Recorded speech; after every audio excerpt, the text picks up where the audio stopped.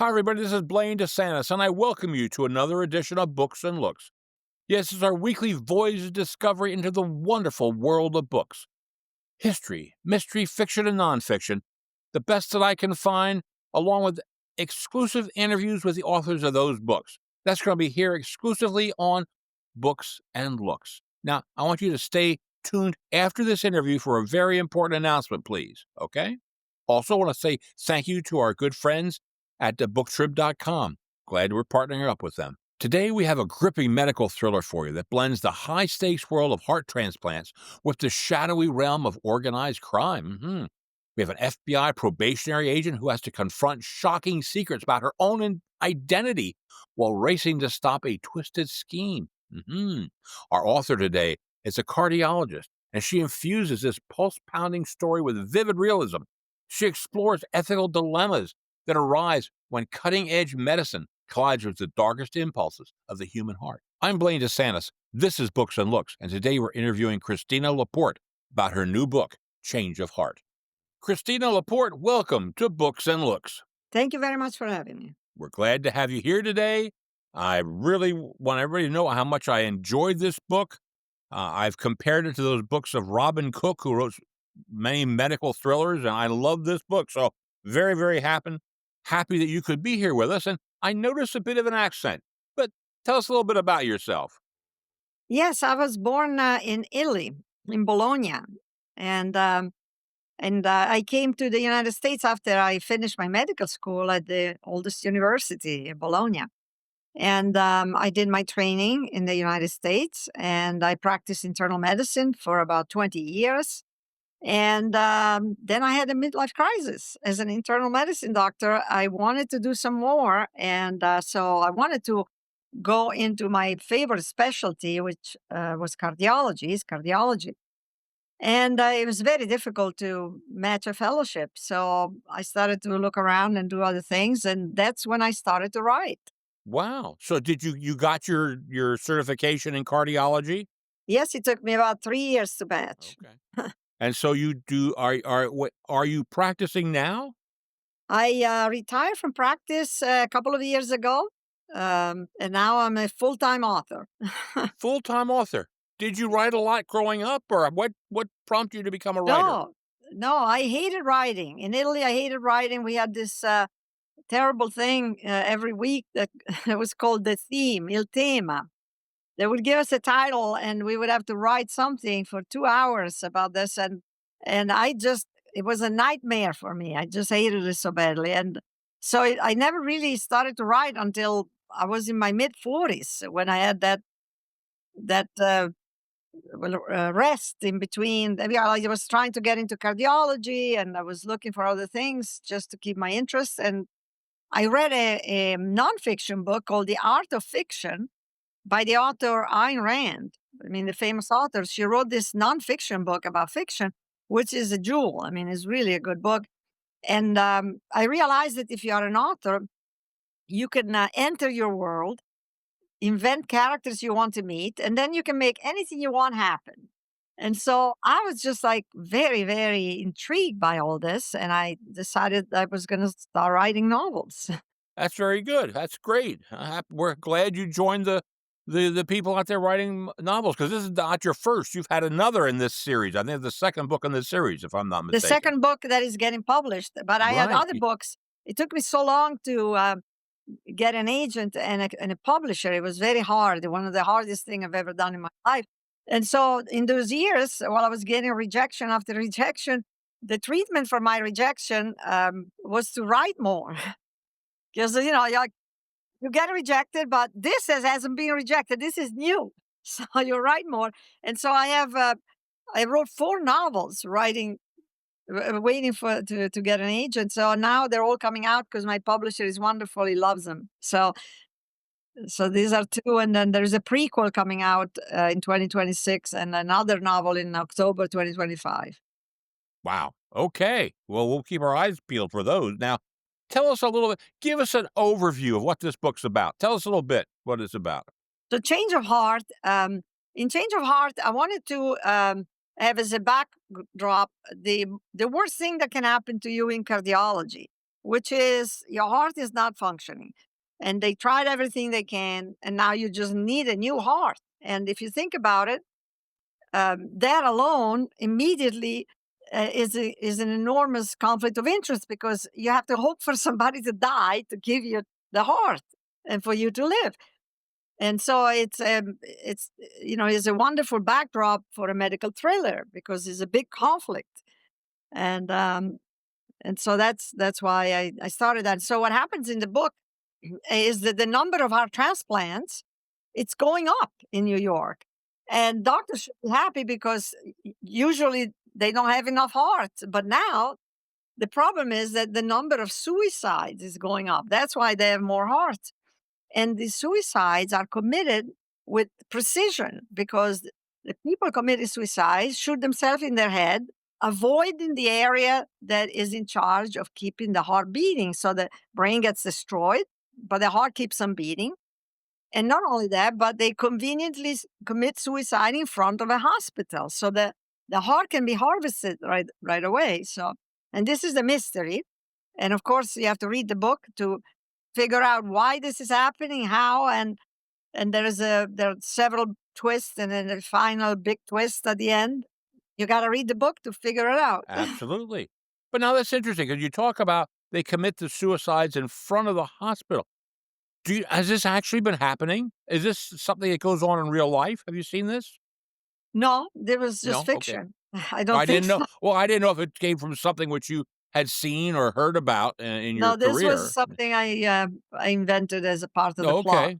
All right. Well, all right. Well, you talk about the ethics of organ donation and transplantation, and why was this the time right now to get involved in this entire writing this book as opposed to in the past?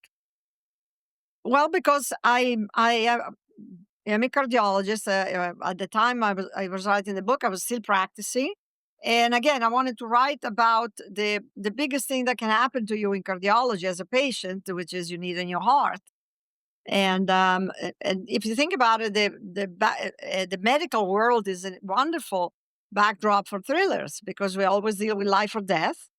We constantly under the pressure of time, and there is a big overlap between authors and writers. We both again have the pressure of time. The doctor has to find a diagnosis, and the writer has to keep up with the pressure of time. Otherwise, the reader falls asleep. And also, we both author and writer have to be able to integrate all different clues into a whole, like the doctor to make a diagnosis and the author to create a mystery. And we both have to know how to read people because that's how you make a diagnosis and that's how you create characters. So it's a wonderful The backdrop. blending, you could do everything. Yeah, very good. Okay, now what the bad guy here is a mafia don whose name is Santo Montepulciano, okay? And you have him behind a bunch of cybercrime. Now, I found that interesting because all we hear about cyber crimes lately is comes from Romania, where my wife was from, or from Russia, or from so why the mafia? Why the Italian? That was interesting. Well, I wanted to talk about the mafia because in my prior book, Dissection, the bad guys were terrorists. And so I wanted to show that I was an equal opportunity bad That's pretty guys. good. And since I I'm like that. Italian, I figure I'll go for it, so nobody can criticize me this time because I'm from Italy. So I'm talking about the mafia. That's one thing. But the mafia, is kind of a little old, kind of fashion thing. So I wanted to introduce a new thing, a new crime.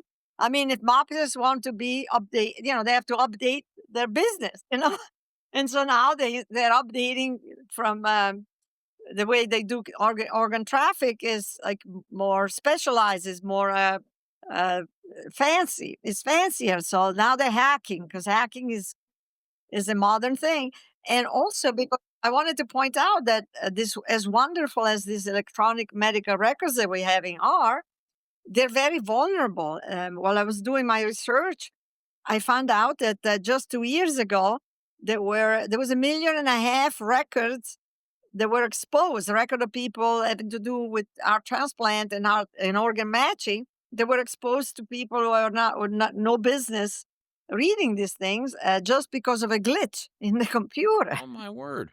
Oh my And so word. I this was is unaware real. of that. It's like a modern mobster business, hacking.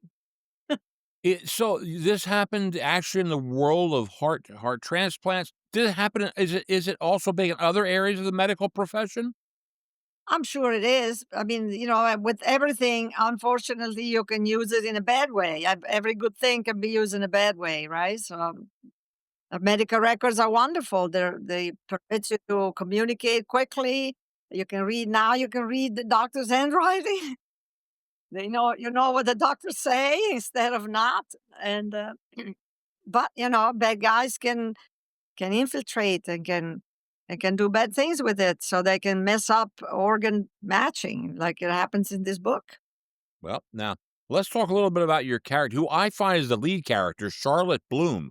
I think we follow her more than anybody, and she struggles between her personal ambition because she's a probationary FBI agent, okay, and also she has a personal health crisis. Uh, wow, was that always your intent when you began to write this book, or did this grow as you started writing?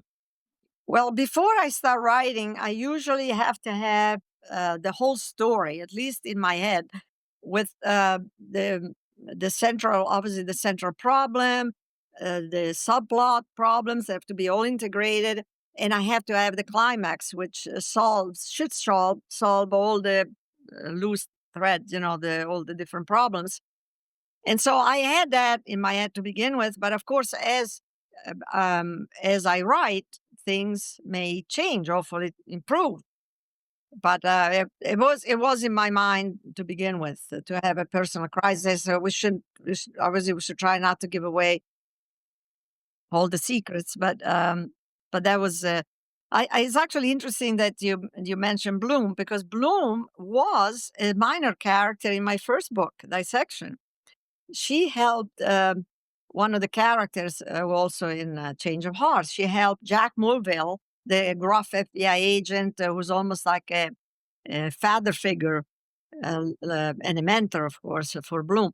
She helped him saving the world in Dissection. And so, and at that time, Jack Mulville told her, "Well, if you want a job with the FBI, a real job with the FBI, let me know after college." And so, obviously, in Change of Hearts, she did, and so she became the protagonist. One of my readers sent me an email after reading Dissection. She said, "I love the book, and at the end of the book, I was ready to hire Bloom. She's so efficient, so I hired her for Change of Heart." Yeah, no, it's she is. I mean, she's of everybody, she's the one who I really gravitated towards. I really liked her character.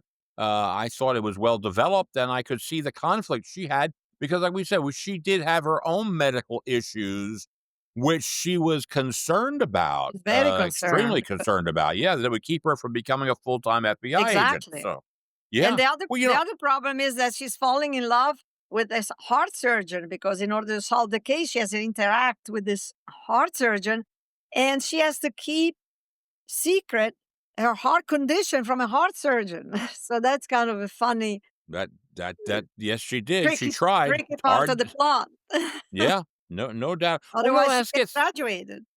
that gets me thinking about the entire medical procedures and the heart transplants. You get into a lot, but you don't go into the bloody, gory details of everything. How do you decide what to put into the book versus what you think is just extraneous and the people don't need to know all about all that? Yes, I never really like to write too gory details, or torture and things like that. I'm not in that particular. Although I write thrillers, I try to do the violent part. There are violent part, but I try to do it with taste. And I keep a very strict rule, because being a professional, like in other people who are professional write yep, books, you have to really be careful drawing the line where is, to what the writer is the boss here. This is a novel and is done to entertain. It's not done to teach anything. or to convince you of anything. Now, you can come to your own conclusion. It may be about an important topic, but the purpose of a novel is to entertain you. So, you can't show off my knowledge. You can't show off my knowledge of procedure and this and that, what is totally gratuitous. It's going to put the reader to sleep. They don't care about how the surgery is done. They just want to know the detail they need to know to understand the story. The story is what drives it. And yeah, so otherwise, so you have to really limit yourself to that. I mean, if it's reader has to put down your book to pick up a dictionary or to Google what something is, you already lost him. You know, Sometimes. Yes, you you do. it's not what a thriller should do. No. Well, that gets me back to this one thing which you call a chain. It's a chain. Now, let me get it serves as a plot device. So this is a chain which I think matches organ donors with organ recipients. That and explain that. Is there such a thing as a chain in real There life? is, there Okay. is for kidneys. I took Oh, the okay. idea. Yes, there is such a thing as a kidney matching program where you can sign up, like if somebody needs a kidney, but and none of the relatives are a match. You can sign up with a friend or a relative who's willing to donate his own kidney, and then it gets matched throughout the country to another uh, person. Like, your kidney could, the kidney of your donor could go to a different patient who's a match, and then the patient here would get a kidney from another person who signs up with somebody else as a patient and who's now a match for to this particular patient. So that I picked up the idea, but the problem, there's a big trick with the heart, because the heart, you have to be dead. Let me ask. You said that you can go there. The heart can be kept alive around 3-4 hours. Is that correct? Now, with the special heart box that we have now, and which I describe, in the as a new thing, but with relatively new thing, but with I describe it in the book. You can keep the heart alive for 12 hours because the box has tubes that inject nourishing and warm liquid into the coronary arteries, the artery of the heart. So the heart starts beating in the box. I see. So you Wow. have a beating heart inside this box. It's really incredible. You can look at it up on Google. And so this beating heart, instead of lasting 4 hours, like the heart in a cooler, those red and white things you go to a picnic with, that it lasted only for 4 hours. But in the box, beating and warm, it lasts 12 hours. So you can match a patient across the country and put it on a plane. And so he expanded the horizon of matching. But the problem with the chain, in the chain, the donor has to be dead if you're talking about a heart.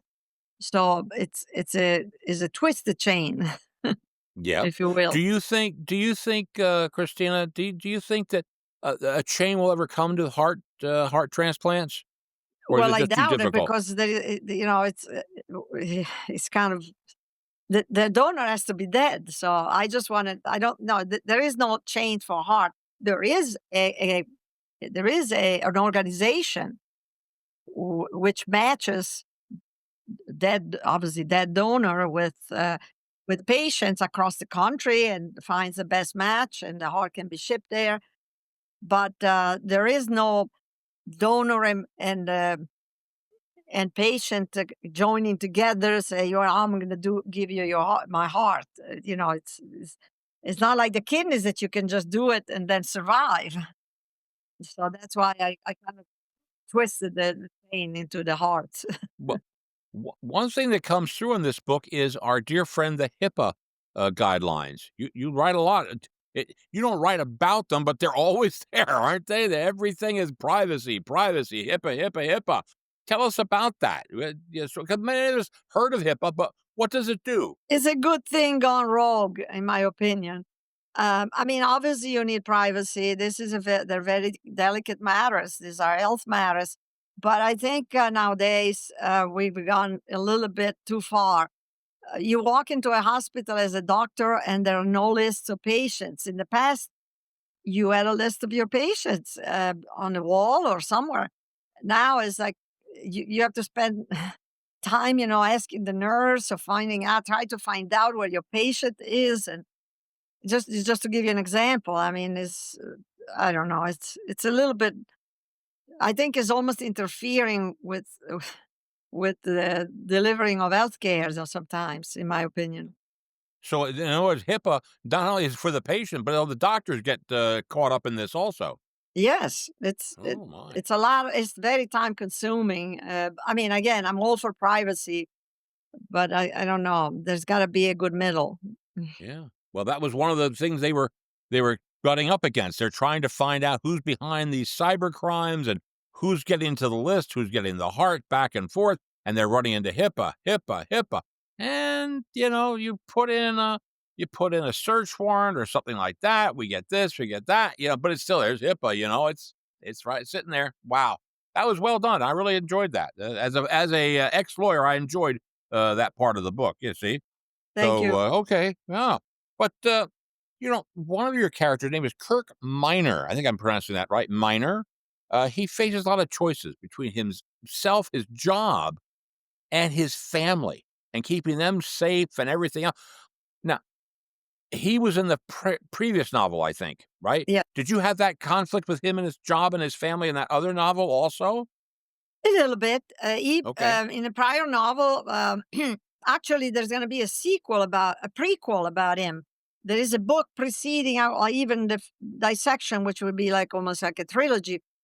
Kirk Miner in the past was a policeman, and then he became a private investigator because his wife, was always worried about him as a policeman, and so he decided to go into private investigation. But he is so passionate about his work, and that he always ends up in serious dangers, even as a private investigator. And his wife doesn't quite like that because she's worried about his well being.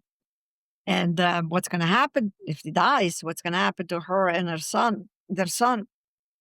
So there is this little conflict through the books. Yeah. There is a big I think it's a big interpersonal conflict. It's huge. I mean, what do you do? I mean, it's what every policeman's wife fears. What's gonna happen, you know? But his wife is also somewhat understanding. They love each other very much. They have a strong marriage, and so, and also there is some other thing about Kurt Miner. He has a special brain, which happened really in the prequel, which comes out in 2026. It's called Dying to Remember. He has a terrible accident where his brain gets almost destroyed, is basically given for dead. And then he undergoes experimental brain surgery. And when he wakes up, he has special medical knowledge. That's why Oh, look at that. that's why Wow. he consults for the police in cases with medical background, and that's why it's called in Change of Heart. Yeah. Wow. That's great. That's nifty. It's No, like that's just Sherlock Holmes and yeah. Dr. Watson in one head. Yeah, yeah, that's great. Wonderful. Well, now, one thing I did notice is that while we're talking about trying to go down this situation with the cyber crimes, the heart, and everything else, you really have spent, I think, a lot of time on two complex female characters, Charlotte and her mother. I cannot remember her mother's name, but why did you decide to really get into that relationship, Marsha, yes. Marcia? Okay. Well, I don't want to give away the spoilers, but I had to do that because, you know, everything that happens at the end and the big twist. But obviously, the mother is relatively minor, the character of her mother, but is very important. Well, if the mother, I like the It's mother, very important. okay? Yes. Exactly, very important to the book. I thought it was very important to the book, and Charlotte's relationship with her mother, I don't know, I don't know if they had a close relationship, because 'cause they're far away, she's in, They're I far think away, but they yeah. have somewhat a close relationship. But there is that problem with the secret that she has to keep. Her mother is very protective, and Charlotte has to keep her secret of she's having this heart fluttering and symptoms. So she has to keep it a secret from everyone, from her mother, from Mulville, who was her mentor, and like father figure, from the doctor that she has to interact with, because otherwise her career is on the line. They're gonna pull it out the moment they find out she has these symptoms. They're gonna pull it out and put her behind a desk. So she's not gonna be able to solve the case. She's not gonna be able to graduate and become a real special agent. So that's why the relationship with the mother is not as close as she can have it with, because she has to keep a secret from her as well. Now, does she have would she have tachycardia, afibrillation? Is that what she has, Claire or She Charlotte? had arrhythmia. She had Right. ventricular tachycardia. Okay. Okay. But then we find she has something additional. This is not gonna give away anything, but she had an additional problem. But she had an additional problem too with her heart. Well, it is combined. Is the one was the cause of the other, but I don't want to give away a real problem, because that's the end. Is a twist at the end, and it's part of the spoiler. So Okay, but let's ask this question. Is this a real medical yes, condition? it's a real It medical is. condition. Yeah. Okay. All right. All right. Well, then you, because if people read this, well, is this really happen? Oh no, I it's don't know. really happening. Yeah, it could Okay. happen. All It right. could All right. happen for real. Yeah. Yes. No, that gives no spoilers away. It just tells us it's real. By the way, having AFib and whatever I've got, I had a hard time with this book. I kept checking my pulse. Am I okay? What's going on? I see in your background, the cover of the book. I'm looking at the heart. I go, oh my God, Well, if Hib is not as dangerous as what she was no, at.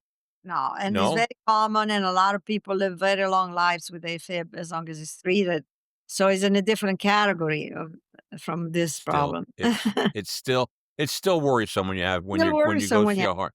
Yeah, when I got to go see a heart doctor every year, I don't like that. But anyway, wow. Well, that's really interesting. Now, uh, by the time we get to the end, we get to the end of this book, and you combine so much in like the last chapter or so of this book. I mean, you combine, you put you talk about family, and you talk about the crime, and you talk about identity, goes on. How did you do that? I mean, that was all that take a while to write that? Well, when you end the book, I always make sure that I tie up all the loose ends. That's what the climax should do. The climax should bring everything to an end, to a peak, and then of course, then there is, like, the explanation, so to speak, in the final chapter. Everything relaxes after the climax, and you finish tying up the loose ends with what happened, which comes from what happens in the climax. So it's very important to do that. I don't like reading books where you spend all these hours, and then at the end, it's a lot of things are not solved. It leaves you hanging, really. It's just, I don't like that. So I like when my readers take the time to take the money to buy the book and the time to read it. They're gonna have to be satisfied at the end. They will be. With my books, they will be satisfied that everything is taken care of and explained and everything. Let me ask this question of you: how long did it take you to write this book? Well, I was working, so it took me probably a couple of years because I was still working. And then, of course, it took longer to edit it and all Oh, yeah. that. Of That's what everybody says. The rewrites, the edits can take longer than the actual writing. course. Yeah, Yeah. yeah. But now you've taken us a little bit with a prequel, okay, and now you said there's also going to be a sequel too. I have two more books with Kurt Miner, and also Mulville, some appearances, also Bloom, some appear. I fell in love with this character, so I kind of kept them. But all my books can be read independently, so one can pick up Change of Heart and read it, and it's nothing to do with dissection. It's just that some of the characters are in common. That's about it. But you can read them independently. But there are other ones coming. There are other ones in the making. There is another book that's coming in October, which is totally independent from the series, but all the other ones will be in the series. The one coming in October is independent. I had one author tell me that when he began writing, he envisioned a series of 20 books. Really? "Wow," I said, "Yeah," and he's on book 16. So he's sticking to so what happens after book 20? He goes, "We'll have to see," He's having a good time. They're serious and serious. There are some series that they're really interconnected in such a way that you must read them in order. I mean, The Outlander, for example, you can't read a book in the middle, just to give you an example. But other books, for example, Reacher by Lee Child, in theory, you can read any book because it's just Reacher doing different things. So these books are more like the Reacher series. They're independently, they're similar, they're same characters doing different things. So in theory, there could be many. If I hope my readers fall in love with the characters just the way I did. Yeah, absolutely, and now you're retired, but you're also married to a doctor, aren't you? I am. Is he practicing or is he retired No, he's also? retired as well. He was a surgeon. Okay, alright. Wow, you got everything covered. You got internal Everything medicine, we got covered. cardiology, we had We got surgery. medicines, we Wow. got cutting off things. Do you have any children who are in, medicine also? No, we have No? 3 kids, and none of them went into medicine. The closest one is, well, 2 of them are in some field. One is a lawyer. Uh-huh. One was a physicist, graduated in Stanford physics, and then now is doing genetics. He has a startup called Gordian. Wow. Is doing genetic research, and our daughter started with neurobiology, and then ended up in data science. So I guess the Big Bang Theory switched professions in our, in our family. But they went opposite. One went from physics into biology, and one went from biology into data science. So everybody has to find their own way. Before we go, you were born in Bologna. You were born in Bologna. Do you go back to visit every now and then? Every year. My Every sister year? is there. Every year. I have Yeah, yeah. relatives there, so I have to go every So do year. I, but every year, well, I think I went 10 times, and after that, I think they don't wanna see me anymore, Well, my and, sister is there, so I just well, need to that's see her once a year. when when my grandfather went over, the first time he went over, everybody was so happy to see him. "Oh my god, it's Frank. Oh, here's Frank," and, he took everybody pens, okay?